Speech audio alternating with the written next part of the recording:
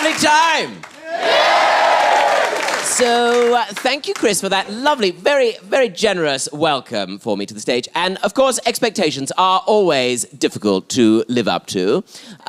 I found this recently when I tried to fit in with heterosexual society. And, yeah, I'm gay, but I don't like to make a big deal about it.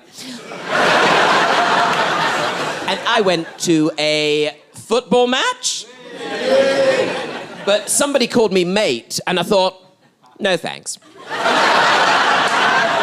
And I have learned a lot about relationships recently because I've been living with a couple. They're called Dad and Mum. And my parents are quite different to me, I should point out. Like, I realise I come up here and sound all posh, probably quite intimidatingly so to you. But my parents are very ordinary, almost too ordinary. Like, as an example, I remember as a child waiting at the school gates when I was about 9 or 10 years old, year 6, waiting at the school gates, waiting to be picked up with my teacher, Miss Banerjee, just waiting there, standing there at the school gates. And then my mum appeared in her car, saw me, wound down the window and shouted, "Here, Tom, where have you been? I've been waiting up the end of the road like a cunt."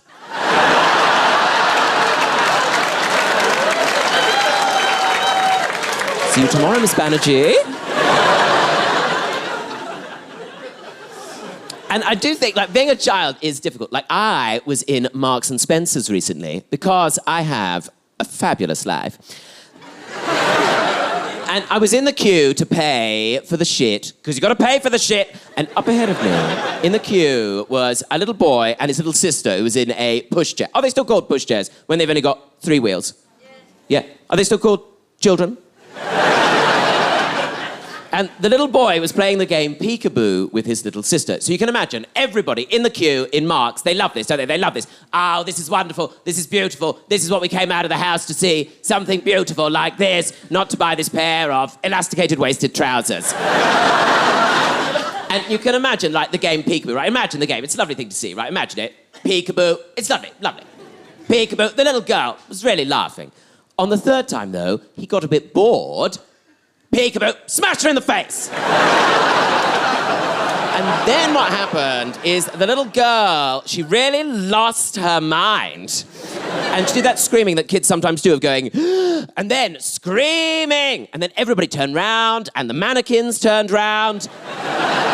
And the people in next door turned round. And then, of course, the mum had to come over, because they were with their mum. I don't know if I needed to explain that. Anyway, the mum comes over and said, "What on earth's happened here? What on earth's happened here?" And then the little boy started to cry in that way that little boys sometimes cry, which is by talking and sobbing at the same time.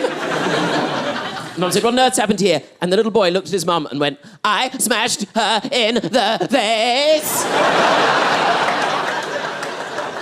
The mum said, "Well, why? Why did you smash her in the face?" And the little boy looked at his mum and went, "Because I wanted to." Which is actually a very good argument for anything.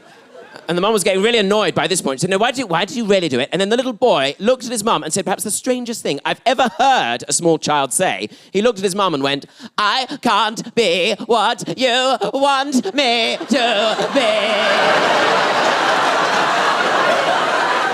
One of the things I've had to learn to do recently is I have had to learn to drive. Are there any drivers here? Oh, it's popular, isn't it? I've had 3 tests, driving tests, thank you.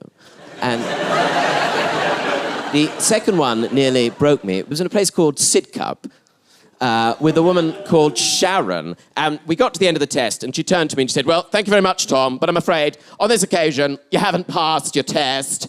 And I think it's always difficult to be told that you're a failure by a woman in a gilet. And the thing is, as an adult, you're expected to behave like an adult, so I had to go, "Oh, well, yes, doesn't matter. Yeah, I thought I hadn't passed. Yeah, I'm stupid. I'm rubbish. I can't pass anything. Yeah, I hate myself. I wish I was dead. Yeah, I'm so alone. Next week, I'll just set fire to 120 pounds. Yeah, sorry. Sorry to waste your time. Don't look at me. Thanks, anyway. Bye, bye, bye, bye, bye, bye, bye." And I was so frustrated. And luckily, before I left the car, I did turn to her and say, "I'm sorry, I hate myself. But could you tell me, before I go, why I didn't pass so I can work on that for next time? Because I've got a really great attitude."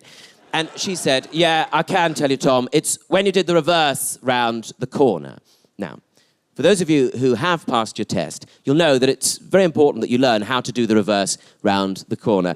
Because once you've passed your test, you will never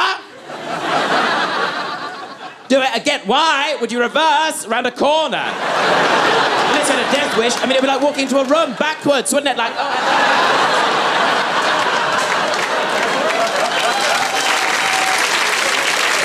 And the thing is, they don't want you to just reverse around the corner normally, do they? They don't want you to just, like, look over your shoulder and go, yeah, that seems fine, let's do it. What they want you to do is some sort of Japanese kabuki theatre where you go, oh, reverse around the corner, is it? Yes, of course, sure.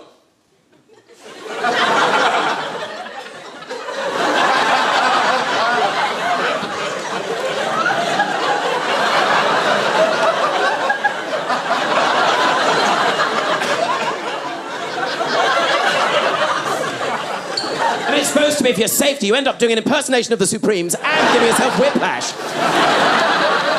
So eventually, I changed my instructor, and then I went in for another test, and that went much better. I mean, at one point, the examiner was scrabbling at the door as we were leaving a roundabout, and I turned to her and went, oh my God, what have I done? I've done it wrong, haven't I? Oh my God, I hate myself. I wish I was dead. Just don't look at me. Oh my God. And she said, no, it's all right. It's all right. It's just that I asked you to come off the roundabout on the 5th exit, and you've come off on the 4th exit. And I said, oh my God, well, I failed then, haven't I? I failed. I've done it wrong. I'm so sorry. I failed. And she said, no, it's all right. We can't fail you for not being able to count.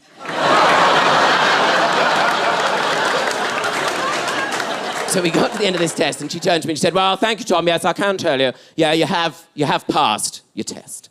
And it's a wonderful feeling, isn't it, when you've passed your test? But then, of course, it dawns on you that then what you have to do is you then have to learn how to drive. And when you've learned how to drive, where I live in southeast London, the first thing you have to do is that you have to drive to a shopping centre called Bluewater. But where I live in southeast London, people don't say they're going to go to Bluewater. What they say is they're going to go Bluewater! Because they don't have any consonants. So I had to go Bluewater! And it was very exciting, you know, like going on a drive on my own. Like I had to go round one of those roundabouts with lanes on it. What are those lanes for? And then I had to go on the motorway. And of course, it was the first time I'd been on the motorway because you can't go on it until you've passed your test. I had to go up a slip road and it had dotted lines at the top of it. So I thought I had to give way. I was there for 45 minutes.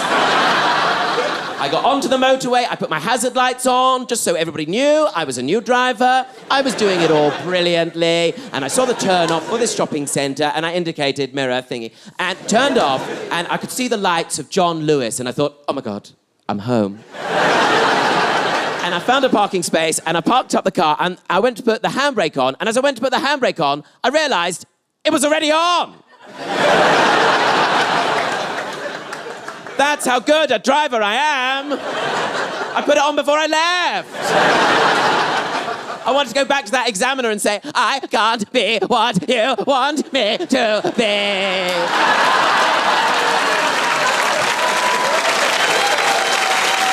Anyway, that's my time. Thank you so much for having me, and I hope I see you again very soon. My name's Tom Allen. Good night, everyone. Good night.